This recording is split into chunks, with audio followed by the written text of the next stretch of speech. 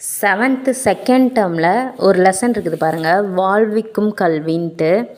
அதை திருக்குறளார் வி முனுசாமின்றவர் நடத்திய சொற்பொழிவுகள்லாம் கட்டுரையாக்கி நமக்கு கொடுத்துருக்காங்க. அதில் இந்த லைன் பாருங்களேன், கத்தரிக்காய், வாழைக்காய், கீரை இவையெல்லாம் பூமிக்கு மேலே விளையும், சில மண்ணுக்குள்ளேயே உண்டாகி இருக்கும், அவற்றை நாம் தான் தோண்டி எடுக்க வேண்டும். அதுபோல நாம் படிக்கும் நூல்களில் சிலவற்றை ஒரு முறை படித்தால் போதாது, மீண்டும் மீண்டும் ஆழ்ந்து படித்தால்தான் அதன் பொருள் விளங்கும். அதை தாங்க சொல்கிறாங்க. இப்போ நம்ம படிக்கிறோம், எக்ஸாமுக்குன்னு படிக்கிறோம். ஒரு தடவை படித்தா அது அடுத்த வாரத்தில் மறந்துடும், திருப்பி படிக்கணும். அந்த மாதிரி நம்ம திருப்பி படிக்க தான் அதோட பொருள் நம்மளுக்கு விளங்கும். அந்த பொருள் தெரிஞ்சிருச்சுனாலே நம்மளுக்கு நம்ம அதை மனப்பாடம் பண்ணணும், ஒரு குருட்டு மனப்பாடம் பண்ணணுன்ற அவசியமே கிடையாது. பொருள் புரிஞ்சு திருப்பி படிக்க நம்மளுக்கு அதோட பொருளும் புரியும், நல்ல மனப்பாடமாக இருக்கும்.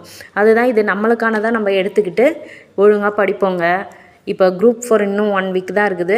அதை முடிச்சுட்டு திருப்பியும் குரூப் 2க்கு அப்படியே கண்டினியூ பண்ணலாம். Okay, thank you.